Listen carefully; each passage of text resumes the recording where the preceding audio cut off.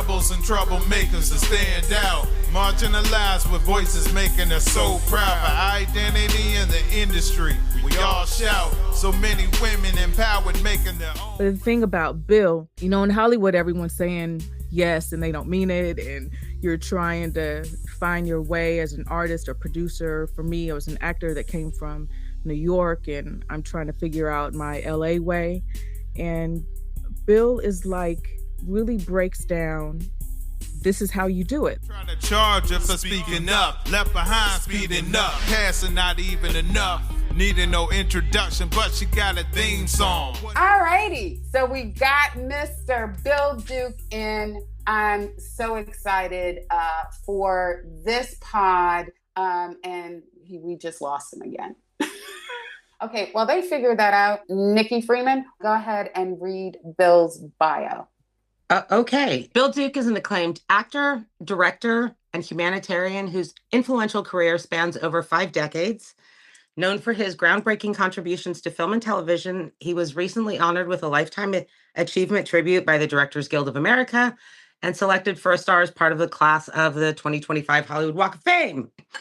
His extensive body of work includes unforgettable performances in Predator, American Gigolo, Deep Cover, and Get Rich or Die Tryin'.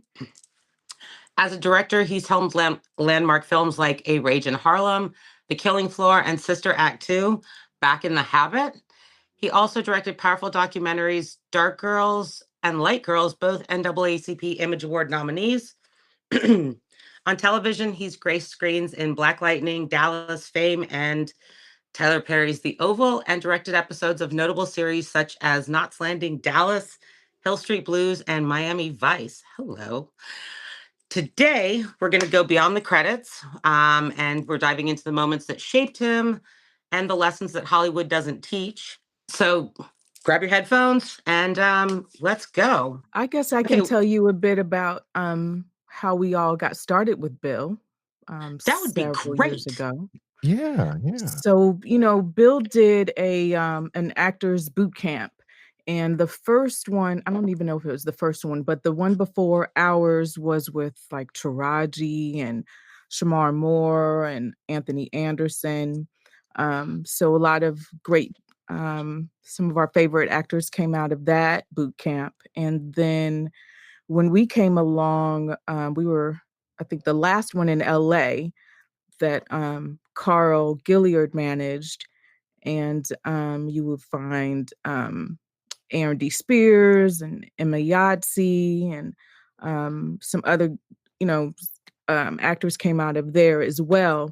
But the thing about Bill, in Hollywood, everyone's saying yes and they don't mean it. And you're trying to find your way as an artist or producer. For me, I was an actor that came from New York and I'm trying to figure out my LA way.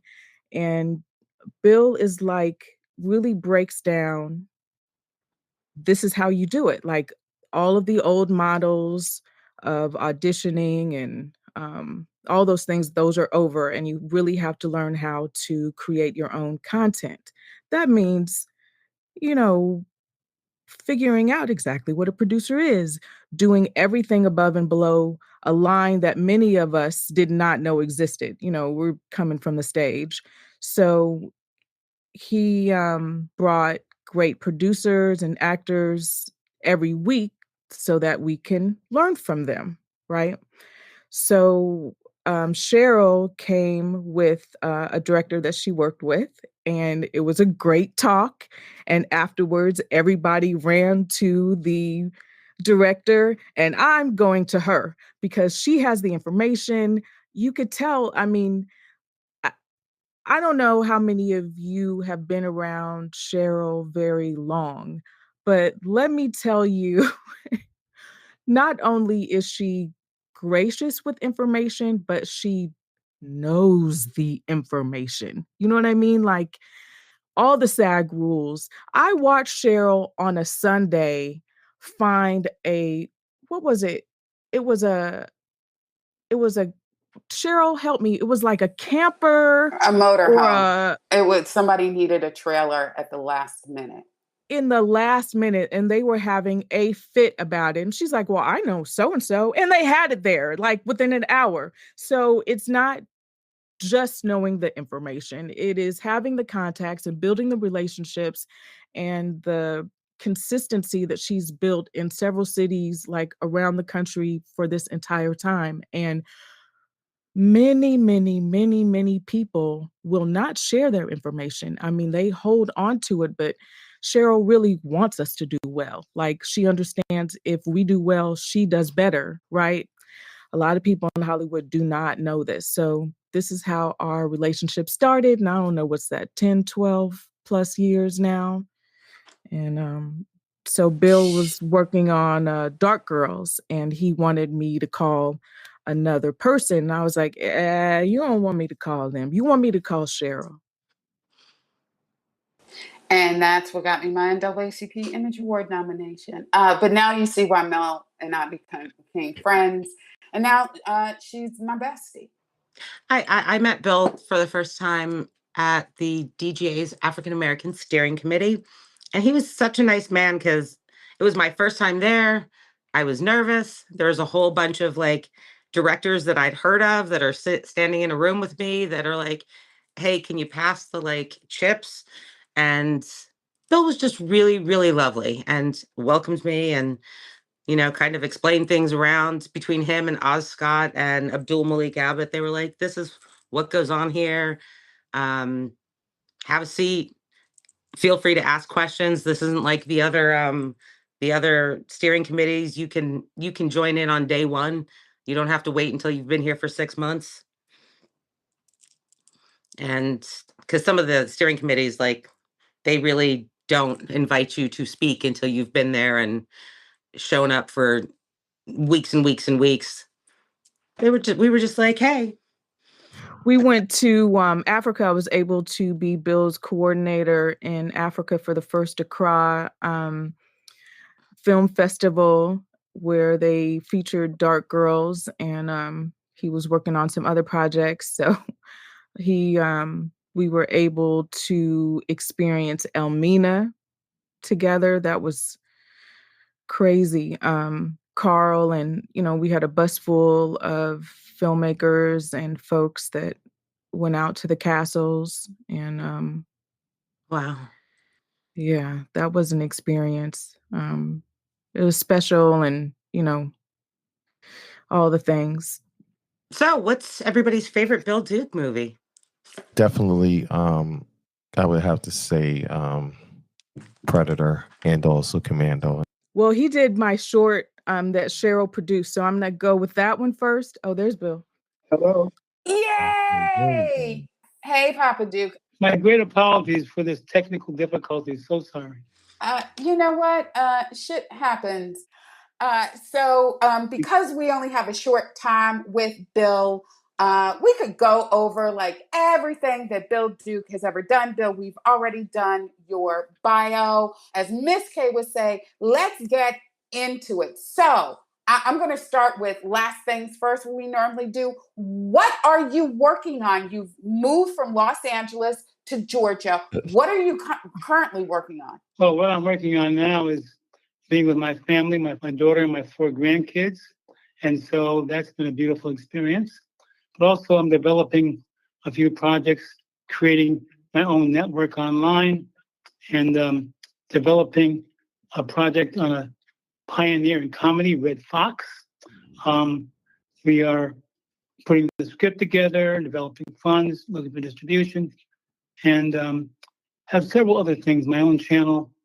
And also dealing with AI and how I can use it to my AI and my robotics to my advantage.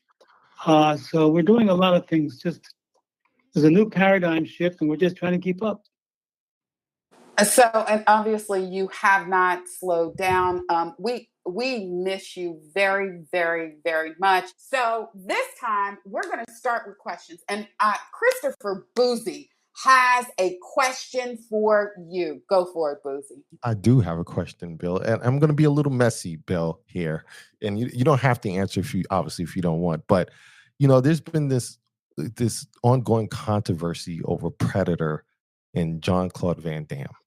And there's a lot of different, reasons why he said that, why people claim that he was let go from that film.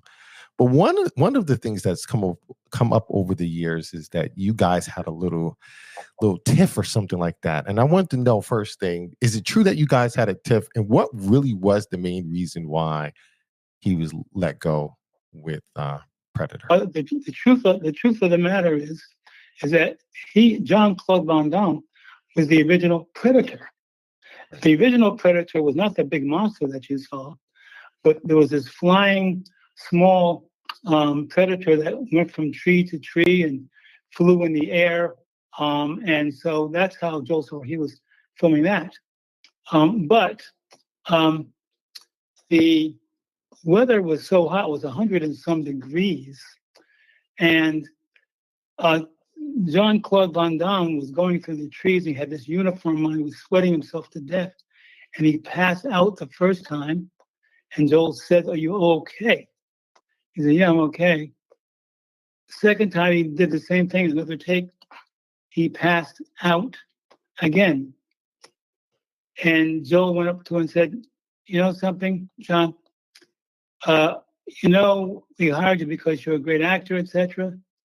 But if you pass out again, we're firing you." And John said, I'm not passing out on purpose." And so Joel said, "Don't pass out again." John went back in the tree and passed out again. And Joel fired him on the spot. Oh, wow. Oh, wow. Yeah, I mean, because there's been so many rumors about this, and it's so interesting to hear you tell it. I mean, there was also, like I said, the whole thing with you guys not getting along. Like, you guys not getting along, but yeah. That's not true at all. We got along well. Right. So it was just like he and Joel, every time he passed out, Joel said he cost me money. Right. And that's why he fired him. Oh, wow. That is crazy. So he was fired because he was passing out because he was too hot. Thank you so much, Bill, for clearing that up. I know it's because I know obviously about your career and love your career. And I didn't want to ask the questions I know many folks in here are going to ask about your career. I wanted to get a little bit messy. So thank you so much, Bill, for entertaining that question. Go ahead.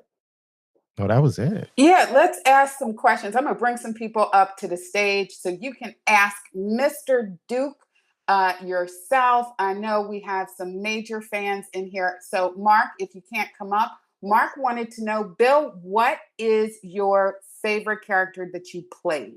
I would say Abdullah in Car Wash. It's my favorite too. Yeah, was that your first? My first movie ever. Yeah, the second is Predator. But Abdullah in Car Wash, I mean, I was a young Black man at that time, and a lot of the feelings that the character had, I had also. So it was a way for me to really express my vision of myself during that time.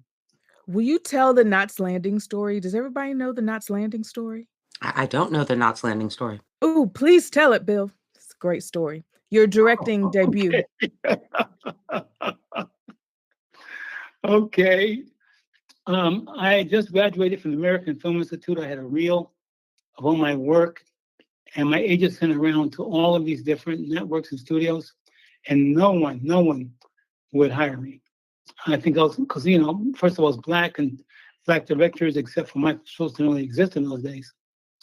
And so I was depressed one day, and my agent calls me and he says, Bill, David Jacobs over at Knots Landing, I want you to come on in. I said, really? I said, okay. So I get ready to go over and meet with David Jacobs, and he and I, hit it up a little bit, and he says, hey, Bill, you really did a great job, and I'm sorry, this is after pre-production.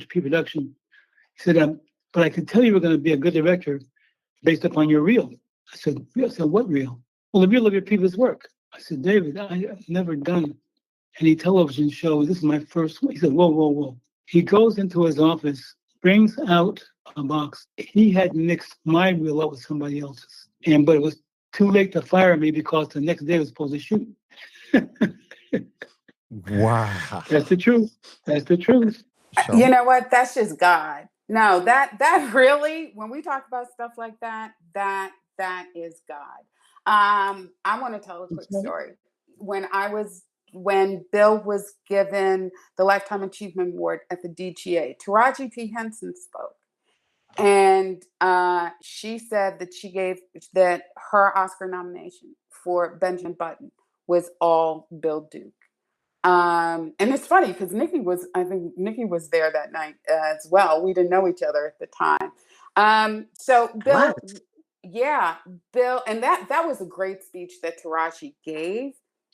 And so, Bill, what made you start the Bill Duke camp? What made you decide that you were going to teach the Tarajis and the Anthony Anderson and Shamar Moore, and the list goes on and on? What made you start the Bill Duke camp?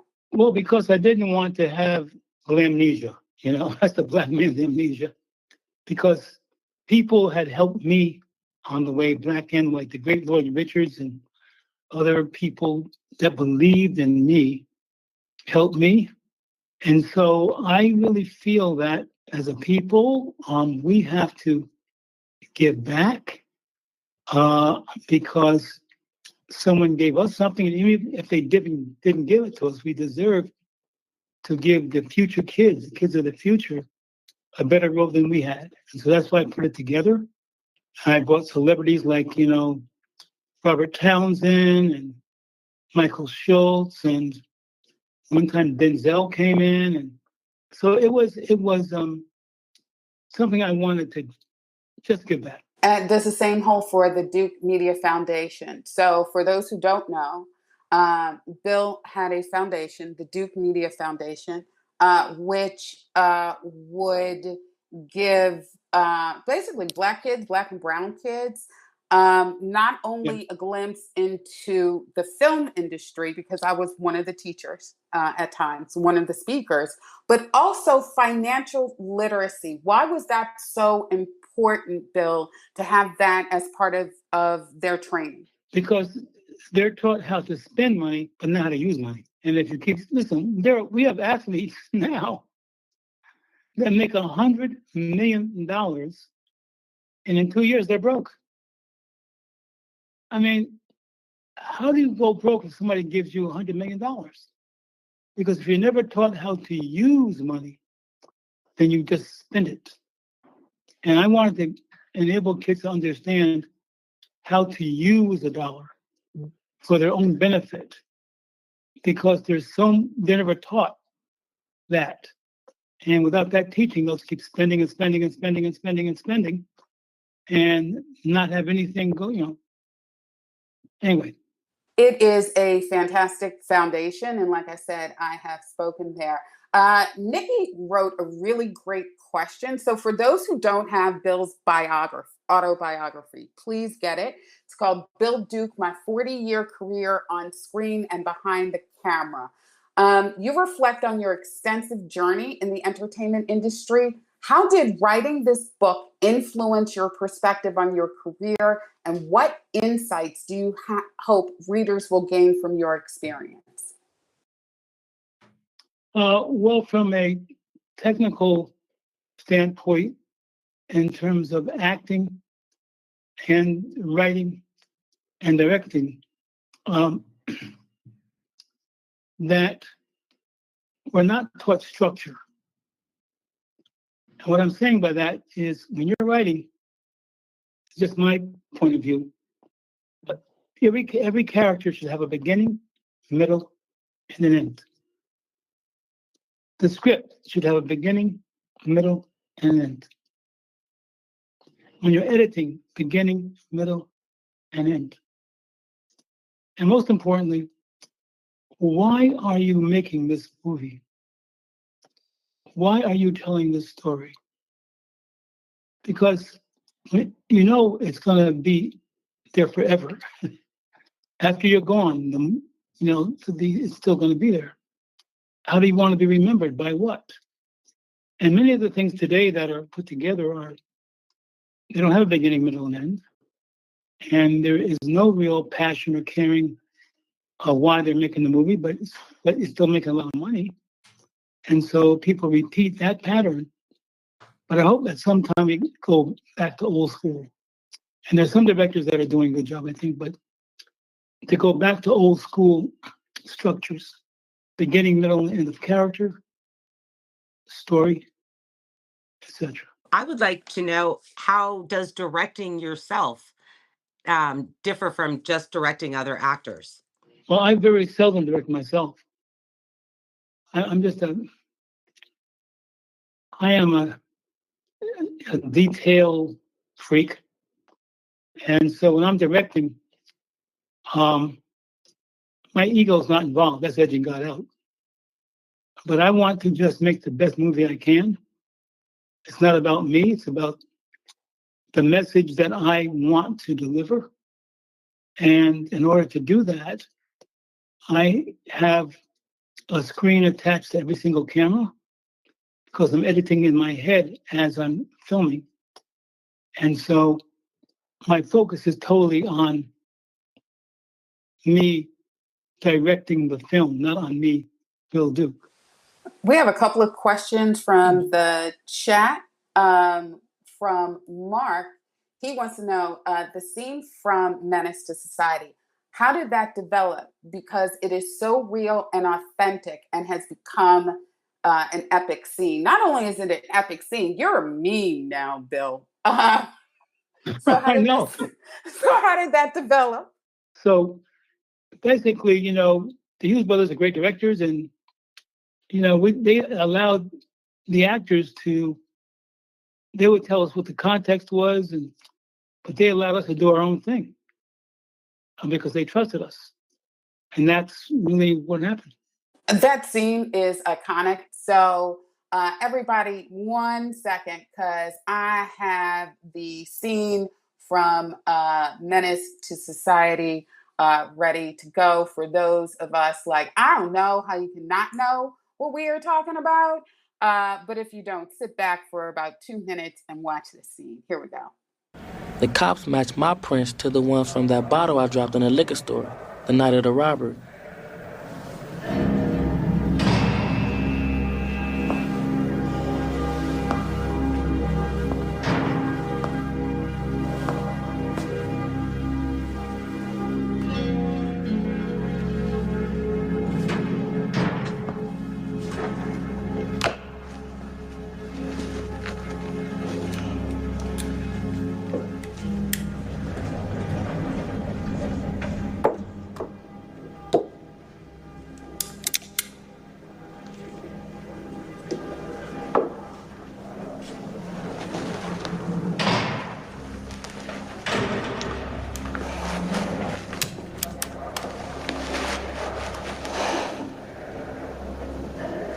Now listen to me, you little bitch.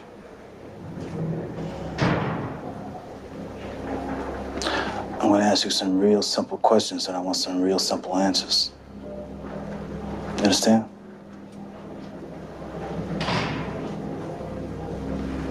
Let me get this right. You bought the bottle of beer about 11:15? I bought the beer and I accidentally dropped it. You bought the bottle of beer at 11:15? At 11:15, 11:15. Then why wasn't the bottle cleaned up? Why did we find it still there, spilled on the floor after the shoot? After we was leaving, after I left, other people was coming in. When we was leaving. But you don't remember what they looked. But you bought the bottle of beer definitely at 12:15. Yeah, it was 12:15. Exactly. If I'm not mistaken, it was. Now you see something? Now you see now. You done fucked up. You know that, don't you? I see what I'm saying? I thought. No, so I'm saying that you done fucked up now. You know that, don't you? The more questions that cop asks, You bought the the more I thought I wasn't gonna never see daylight again. And this time you said you bought the bottle of beer. I was just waiting for them to tell me they seen that damn videotape, but they hadn't. No, you done fucked up, don't you? No, don't you? No, you done fucked up. Without the tape, they had nothing.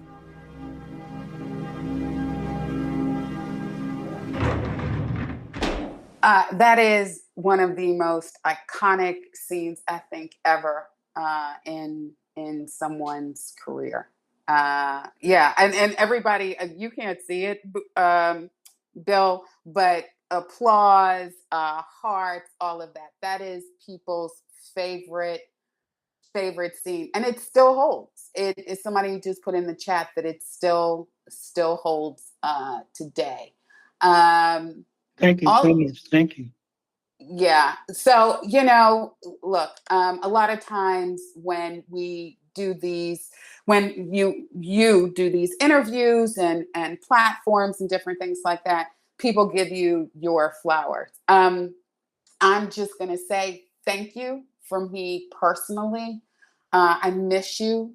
You've given me more than you could ever know. You've given me my best friend, Mel, Milana Gray. Women of Color Unite would not exist without Dark Girls, because women in Hollywood trusted me to have those hard conversations. So it's part my mother's legacy, and it is part your legacy, Bill. We're the largest nonprofit of women of color in entertainment. But if it hadn't been for Dark Girls and these women who felt so pushed to the margins, they trusted me to have these really hard conversations. So that's me giving you your flowers. You know how I feel about you. You will forever be my Papa Duke. Mel, Nikki? Cheryl, I just want to know, has he pointed at you like that? Because Milana says he's pointed at her like that.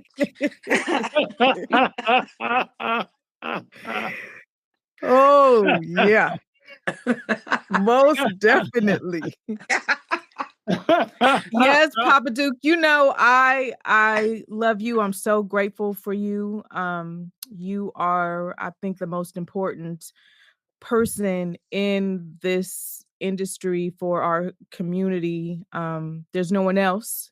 And that's why you guys, I'm working on this Afrofuturistic project about Zora Neale Hurston, and she has a tribute that's specifically for Bill. So I look forward to everybody seeing that. But it's true. It's my project is Our Ancestors Are Our Future, and I go into how proud they are of him and everything that he has accomplished, everything that Bill, that you've given back to us and to the community. I mean, A1. So we're grateful and we miss you. And we will be in ATL to see you soon. Please come down. Please come down. Looking forward to it. Question. Thank you very much. I have a question. You spoke earlier about using AI, and how do you see AI as the future in film, and what are the good uses and the bad uses of it that people are trying to utilize at this moment? Well, I have to get off in 2 minutes, but I will say it can be our friend or our enemy. I think that robotics and AI are tools that we could use to our benefit in so many ways. But if we do not study it, and we're not aware of what it is and what its potential is, we're going to be left behind to be used by it. So I would tell everybody, as much as you can, please, as much as you can, study whatever you can find about AI, because it's the future. And so, absolutely. Yep, absolutely. Thank you. I got a quick question because I know Bill got to go. Not a quick question, a quick statement, Bill. So I know folks here, they love your scene from Menace to Society, and it is an iconic scene. But for me, it is Commando. It is your fight scene with Arnold Schwarzenegger, And you talk about green. that is one of my favorites. So if you have not seen Commando, and I don't know why any of you have not seen Commando by now, you got to check that out. That is one of my favorite Bill Duke movies. Thank you so much. Thank you. I actually had the clip ready to go, but because, we had some technical issues and I know he has to go soon, we will leave that for another pod. I have Nikki Barnes, who's the queen of Spottable, up here, Miss K, Mark, anybody else. What Bill Duke has given to this industry cannot be understated for people who look like us. It can't be. And I've talked about coming out of his camp, the ways that Black women, specifically me and Mel, and others, were protected coming out of his camp. Bill always said to me, sometimes, Cheryl, you need a bigger stick and I will be your big stick. So thank you so much. Well, listen, I've enjoyed doing this. Unfortunately, I have to leave now, but God bless you, Cheryl. You are a blessing to all of us because you had the courage, insight, and fortitude to make this organization happen. And it's important. And never, never, never give up. Never stop. Ashe. I love you, Bill. You have a wonderful. God bless you. You have a wonderful day. Maybe we can bring you back. And Bill has done so much for our community. So come back again. We love you, Papa Duke. He hung up. You can't get this shit anywhere else. Can't get it anywhere else but here. I love this comment from Tammy. Cheryl's out here pouring her heart out. Boozy's like, he hung up. I'm glad I was able to ask that question about Predator Doe, because I know I brought that up the other day. You needed to know what happened, and now we find out Jean-Claude Van Damme was passing out on the set from heat exhaustion. That is crazy. But where would you ever get the true story, right? Like, you actually got I didn't know any of that. That was a great question, because now we have the true story. The man got passed out. Fired that man for almost dying. That's crazy. Hollywood is wild. No, he wasn't up to the task. He had to go. He had to be fired. The Black man came in. He was able to do it. He was in the same jungle, the same heat, and he was able to perform it just fine. And he came back for a second. He came back for a second movie. He just couldn't cut it. He wanted to do karate and stuff, and he passed out. And that's fine. Nobody talks about American Gigolo, though. I have that clip ready to go too. And somebody had said previously in the comments, and I'm looking for it, that it was influential for them because as a younger person, seeing a Black man like be in charge of a white dude was really impactful for them. And I can't find the comment, and I'm so sorry, whoever made that comment. People want me to show the clips. If you guys want to hang around for another few minutes, I will show the clips, and then we will end the pod. I will show, let's see, what do we, for Boozy? Commando. The Commando, yep. Hold on, 1 second. Yeah, Where's Sully? in the shower, Who are you? room service. Open the door. Move back over there. Hey, Sully!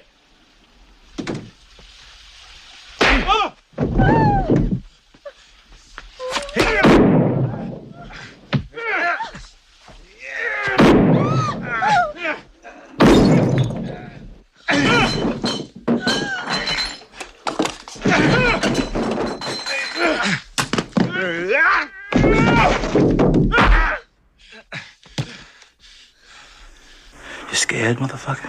Well, you should be, because this Green Beret's gonna kick your big ass. I ate Green Berets for breakfast. And right now, I'm very hungry. I can't believe this macho bullshit.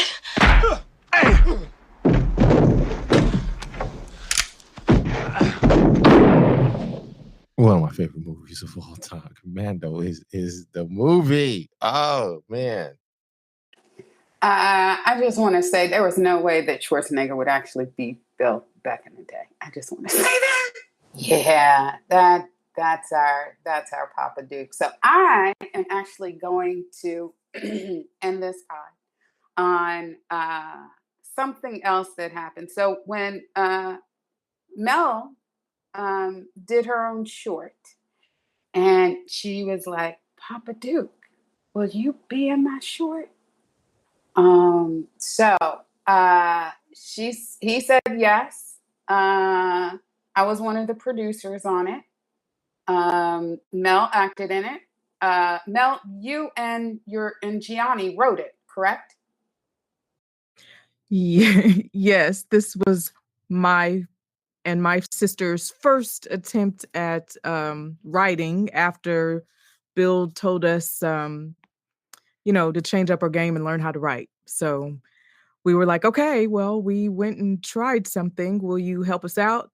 And because he said yes, and because Cheryl produced a movie with Aaron D. Spears, Aaron said, okay, well, if Cheryl's producing it, then I'll do it. And then and I did a play with Aaron, Amir Arison. So that's how this all happened. And Cheryl was like, you guys just do not understand how rare this is. You do not understand that Cheryl was like, will you let me produce it? That's how gracious she was, knowing I would be like, what? Trying to find a way to ask her for help. She said, will you let me? Okay, so anyway, thank you, Cheryl. And this is our first attempt at writing a short. So, how are things at the boutique? It's going really well. We made a profit last year. That's good for this economy. I'd say so. I am proud of you. Thanks, Dad. I'm really glad you called. There's something important I need to talk to you about. Look, baby, before you say anything, I just want to tell you I'm a little strapped for cash right now. Dad, it's not about money. I'm getting married. Married? To who? To who? To Alam, the same man I've been with for the last 2 years. Alam, the Muslim. You're gonna marry him. Baby, I don't like that guy. I'm telling you, he's not right for you at all. You sound just like Ernest. Well, that's probably the only thing we see eye to eye on. Yeah, but neither one of you have had one conversation with him. So it's like a bullshit double standard black man thing. Look, baby, all I want is what's best for you. What about the kids? They're gonna go to the mosque? They're gonna go to the church or what? I think we'll just start by being there. Oh. Oh, here we go. The big bad Marvin show. Yeah. Dad, okay, I don't want to argue with you. I don't even know why I'm here. I just thought for once maybe you would be a supporting, loving father instead of a critic and a broke ghost. Who in the hell do you think you're talking to? Broke ghost, ain't that about nothing? I had to work. 40 out of 50 hours went to your mother, but you don't want to hear about that, right? Dad, I love you. I really do, I love you. And I can't speak on what you gave, Mom. I just know when I needed you, you weren't there. And what I really needed charged your heart and not your credit card. But you don't get that. No, you don't get it. I tried to see you and your brother over and over again. Your mother did everything in her power to stop it. Dad, please. So you don't want to hear the truth. Want to sit up there and play the blame game? Fine. I am tired of the disrespect. Dad, I'm not here to disrespect you. It's just that I don't have any respect for you. I'm sorry you feel that way. Me too. I just wanted to come here and tell you that I'm getting married. I didn't want you to hear about it from anyone else. Hear about it? I asked Ernest to walk me down the aisle. So, you don't even want me to give you away? Dad, you gave me away a long time ago. That was everything. Fine. Thank you. I'm just gonna get these out of your way.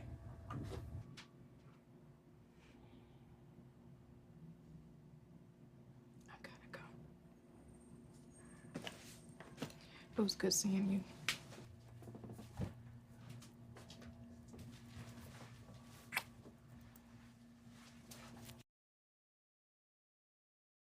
Mel's first attempt at a short film that she and her little sister wrote.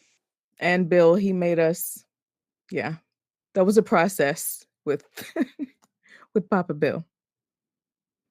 So I just wanted to end on that. That was Mel's first short film. That was who Papa Duke is, giving us his time, lending us his, his cachet. Let's just be honest. So I know we only had him for a half an hour. I hope everybody has enjoyed this pod. We had some technical issues, but we'll keep it going. Join us. We have again Eddie Perez. He's won 3 Emmys for Shameless. We have Damien Poitier coming back, and because me and Black women, we have Angela Merrill. So she has done stunts for the last 30 years. She has done stunts for Beyonce, Halle Berry. A lot of the times when you think you're seeing them, no, you are actually seeing Angela. So I hope you guys will join us for our stunt one coming up. And shout out to Brenda Gilbert, who's using her connections to also get us for the future. Ruth E. Carter, Oscar winner. Cassie Lemons. We're going to be bringing y'all some dope shit. So I hope you will come back. Thank you all again. I'm out. Bye. The Women of Color Unite podcast is hosted by Cheryl L. Bedford and Nikki Freeman. Produced by Nwabata Nani and edited by Lauren Bonet. The music is by Oh Yeah, featuring Nayuta. Subscribe to the Women of Color Unite podcast to never miss an episode. If you want to submit questions or responses to this episode, you can send them to podcast@wokeunite.com. Find the show notes and transcripts for this podcast on our website at wokeunite.org, where you can also learn more about Women of Color Unite and sign up to become a member for free and sign up for our monthly newsletter. Please consider making a tax-deductible donation. Donations are what enable us to create amazing programs like our #StartWith8 career development program.